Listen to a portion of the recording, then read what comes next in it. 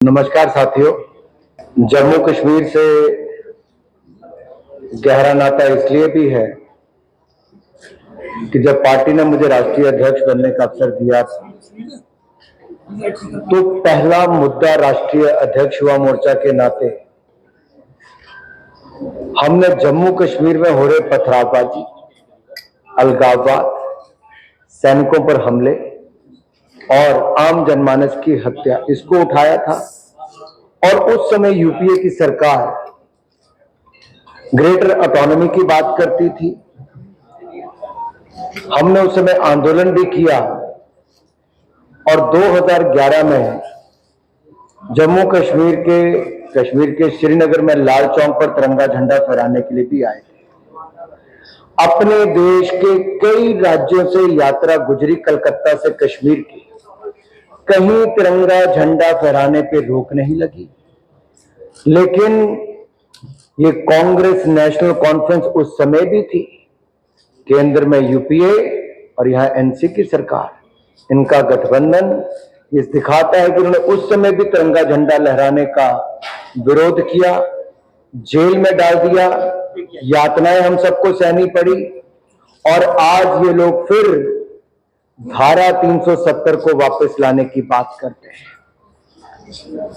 Doctor Bhimrao Ambedkar ji धारा 370 के खिलाफ थे। वो धारा 370 नहीं चाहते थे। लेकिन ब्लंडर ऑफ नेहरू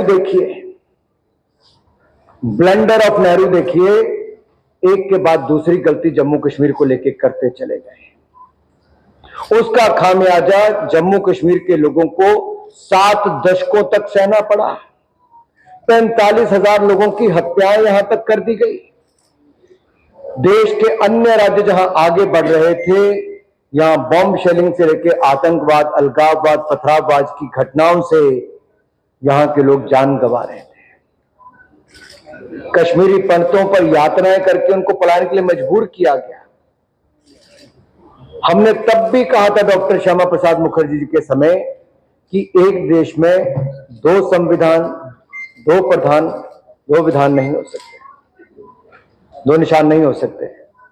और जब हमारी सरकार बनी, हमने 5-6 अगस्त 2019 को धारा 370 को सदा सदा के लिए समाप्त कर दिया है।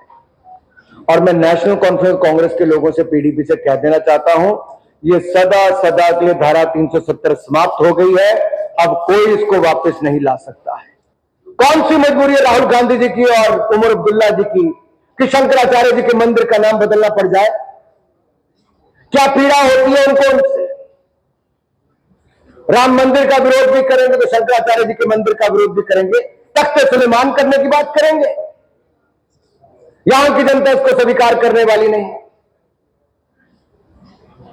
अरे और छोड़िए, हरि पर्वत का नाम भी बदलने की आप बात करते हैं, कोई मारण करने की बात करते हैं। क्या मजबूरी है चुनाव के समय इस तरह की बातें करने की? ये लोग बांटो और राज करो की राजनीति जो आज तक अंग्रेज करते आए, तो कांग्रेस और नेशनल कॉन्फ्रेंस ने उस पर किया है। उमर अब्दुल्ला जी चुनाव लड़ने से भयभीत थे, हार जाएंगे। फिर लगा कहीं एक सीट से लड़ूंगा तो भी हार जाऊंगा, 2-2 पे लड़ रहे हैं भाई। अरे भाई, हारने आओगे तो दोनों पे भी हार जाओगे। सवाल ये खड़ा होता है कि आज अफजल गुरु याद क्यों आता है? सवाल ये खड़ा होता है कि आज शंकराचार्य और हरि पर्वत का नाम बदलने का परिणाम क्यों किया जाता है? सवाल ये होता है कि आज हक वाल्मीकि के, गुजर बकरवाल के और हमारे जो पाक ऑक्युपाइड कश्मीर से आए हुए शरणार्थी हैं, उनके हक छीनने की बात क्यों होती है? बात यह है कि यहां के विकास पर अंकुश लगाने का और आफत खड़ी करने की बात ये लोग क्यों करते हैं? पीएस से हटाकर आफत खड़ी नहीं होगी क्या? मैं जम्मू के पत्रकारों से पूछता हूं कि आपके यहां पर नशे की समस्या, अगर कोई नशा बांटता है, बेचता है, तो क्या उसको गिरफ्तार नहीं करना चाहिए? कोई उपद्रव मचाते तो उसको गिरफ्तार नहीं करना चाहिए? अरे पीएस से बना ही इसलिए है। तो क्यों ये करना चाहती है कांग्रेस और नेशनल कॉन्फ्रेंस और विपक्षी दल? क्यों जम्मू कश्मीर को फिर आफत खड़ी करना चाहते हैं? ब्लंडर ऑफ नेहरू से भी मुक्ति बड़ी मुश्किल से पाई थी, blunder of Abdullah and Gandhi और मंजूर करने के लिए हम तैयार नहीं। यही नहीं, रिकॉर्ड पर्यटक आज तक के यहां पर पिछले वर्ष आए, आगे और बढ़ने वाले हैं। मैं तो ये कहूंगा कांग्रेस और नेशनल कॉन्फ्रेंस मिलकर साजिश का पुलाव पका रहे हैं और ये साजिश इनकी ऐसी है कि वापस इसको पथराबाद, अलगाववाद, आतंकवाद में झोंक दिया जाए।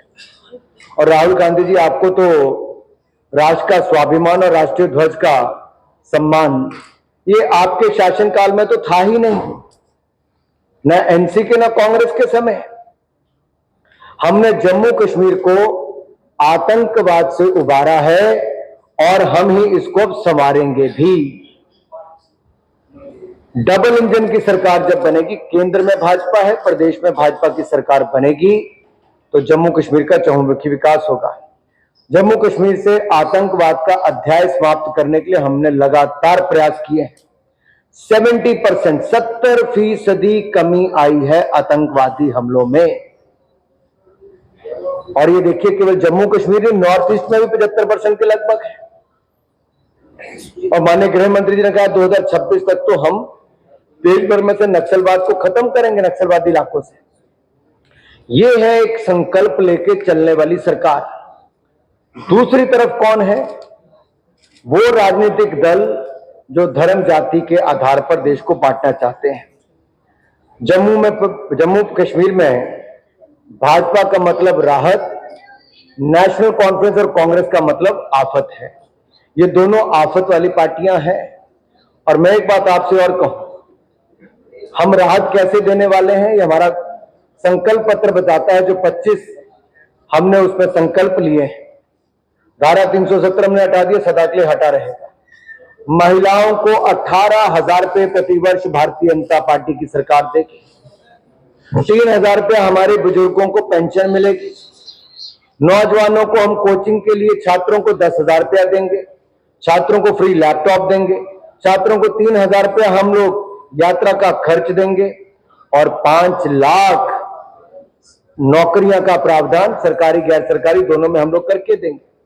आईटी हब हम जम्मू में खोलेंगे ताकि यहां पर भी रोजगार के अवसर उनके लिए हो सके। देखिए, धारा 370 तब हटी जब केंद्र में भाजपा आई। केंद्र में भाजपा आई तो आयुष्मान भारत भी आया, उसका लाभ जम्मू कश्मीर के लोगों को मिला। 5 लाख का इलाज मुफ्त में मिलता था, अब 7 लाख का इलाज मुफ्त में देंगे। अब केंद्र की सरकार हमारी आई तो हमने पीएम किसान सम्मान निधि 6,000 रुपया पीएम किसान में मिलता है, अब 10,000 रुपया पीएम किसान में जो मिलता है, 6,000 प्लस 4,000 हमारे राज्य में आके 10,000 रुपये हम किसानों को देंगे। ये हम लोग दे रहे हैं। जितने रिकॉर्ड घर प्रधानमंत्री आवास योजना में 10 वर्षों में बने, कभी 10 वर्षों में नहीं बन पाए। कांग्रेस के 60 साल में मिला के नहीं उतने बने होंगे।